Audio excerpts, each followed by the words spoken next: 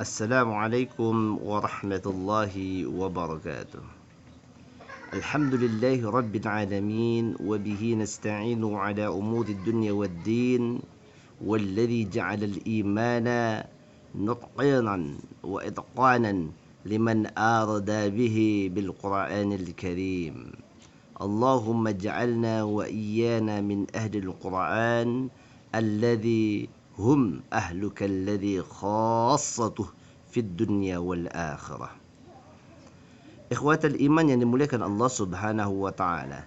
Pada kesempatan pagi kali ini kita kembali akan sama-sama belajar insyaallah dengan topik menjadi ahlul Quran yang dhabit.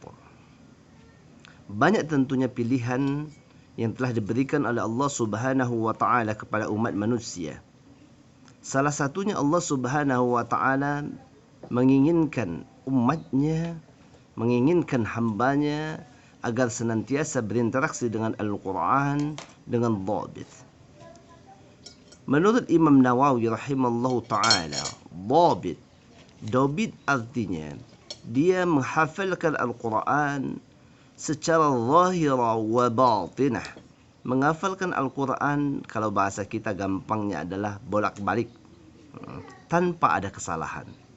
Artinya dia benar-benar menghafal Al-Quran dengan detail dan sangat minimalisir kesalahan-kesalahan yang terjadi.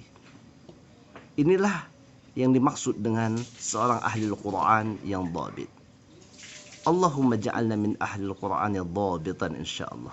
Ya Allah, jadikanlah kami semuanya para penghafal Al-Quran yang dhabit, yang sangat perhatian dengan hafalan Al-Quran kami, yang sangat perhatian dengan murajaah kami.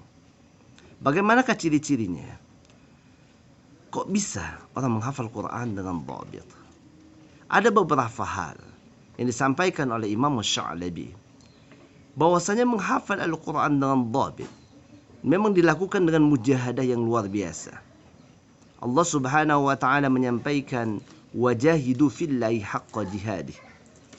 Salah satu cirinya mereka adalah mengamalkan firman Allah Subhanahu wa taala, wajahidu fillah. Mereka bermujahadah, bersungguh-sungguh, benar-benar mengoptimalkan seluruh potensi yang ada di dalam jiwa mereka dan menjadikan Al-Quran sebagai satu-satunya prioritas di dalam kehidupannya. Maka tidak ada keberatan, tidak ada masyaqqah, tidak ada sedikit pun keberatannya dalam berinteraksi dengan Al-Quran. Apapun profesi yang dia tekuni, Al-Quran tetap jadi prioritas dalam kehidupannya. Maka suatu ketika ada seorang murid bertanya kepada saya, Ustaz, kok bisa dia hafal Al-Quran? Ustaz, kok bisa dengan pekerjaan yang seabrek, dengan amanah yang seabrek luar biasa, dia masih bisa mampu membaca 10 juz Al-Quran? Wa ma'ana ya Ustaz? Emang siapa saya ini ya Ustaz? Saya hanyalah pekerja biasa, PNS pun bukan, seorang owner pun bukan, CEO pun bukan, pimpinan pesantren apalagi. Tapi kok saya tidak mampu?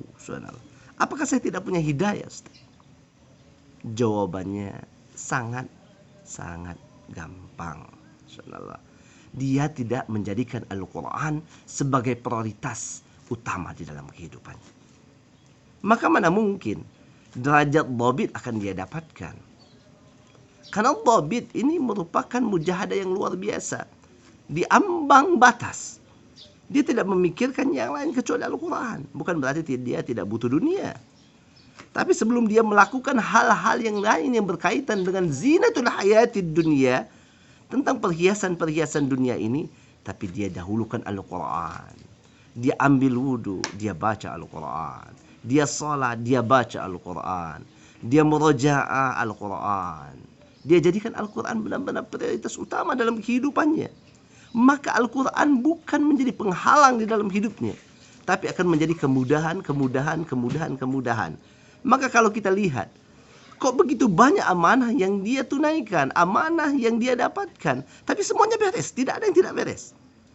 Pahamilah wahai saudaraku, pahamilah bahwa ikhwatil iman sekalian dirahmati Allah Subhanahu wa taala, itulah Al-Quran. Maka Allah Subhanahu wa taala menyampaikan busyrakumul yaum, kabar gembira kepada orang-orang yang senantiasa menjadikan Al-Quran sebagai prioritas dalam kehidupannya. Allah berikan kedobitan di dalam hidupnya. Allah berikan satu kabar gembira di dalam firman-Nya. A'udzu billahi minasyaitonir rajim. Kitabun anzalnahu ilaika mubarakun liyadabbaru ayatihi wa liyatadhakkara ulul albab. Ini kitab kata Allah Subhanahu wa taala, Al-Qur'anul Azim, Al-Qur'anul Karim. Kami turunkan kepadamu dan penuh diberkahi. Masya Allah. Allah sudah memberikan keberkahan pada Al-Quranul Karim. Maka ketika Al-Quran ini dibacakan, maka semuanya akan mendapatkan keberkahan. Al-Quran diturunkan ke bumi, bumi menjadi berkah. Al-Quran diturunkan di rumah, rumah menjadi berkah. Al-Quran dibaca, dikaji, maka siapapun yang mengkajinya akan mendapatkan keberkahannya. Siapapun yang ingin berbuat kejahatan bersama Al-Quran, maka dia akan menjadi musuh Allah Subhanahu wa taala. Man kana li adiya faqad adantu lil harbi. Barang siapa kata Allah, man adali waliyan, dia memusuhi wali-wali Allah Subhanahu wa taala, maka Allah di garis terdepan yang akan membantunya. Maka Allah yang akan menghambat perjuangan orang-orang yang menghancurkan wali-wali Allah. Maka sebelum hancur wali Allah, maka Allah yang di garda terdepan. Maka tidak ada yang takut, insyaallah. Sampai Allah sampaikan, innama yakhshallahu min ibadihi ulama.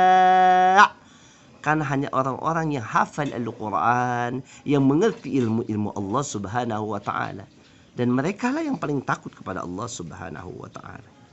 Oleh karena itu, ikhwatul iman, insyaallah, busyrakumul yaum, kabar gembira dari Al-Quran ini mari senantiasa kita ambil, mari kita jadikan sebagai motivasi dalam kehidupan kita, bahwasanya ini adalah keberkahan yang uhita bihi kullasyai, yang meliputi segala sesuatu, baik di permukaan bumi ini ataupun di antara keduanya, yakni langit dan bumi, wa ma bainahuma. Mudah-mudahan ihwafillah rahmat Allah Subhanahu wa taala, kita diberikan kekuatan untuk mentadaburi Al-Quran, kita diberikan kekuatan untuk meraja'ah, menghafal Al-Quran sebagaimana yang Allah inginkan, yakni dobit secara hafalan dan dobit juga secara akhlaknya fid dunya wal akhirah. Jazakumullah khairan katsiran ala husni istima'ikum wa ihtimamikum. Jazakumullah. Terima kasih atas segala perhatian dan atas semua supportnya. Mudah-mudahan kita kembali dipertemukan dalam sesi berikutnya. Wassalamualaikum warahmatullahi wabarakatuh.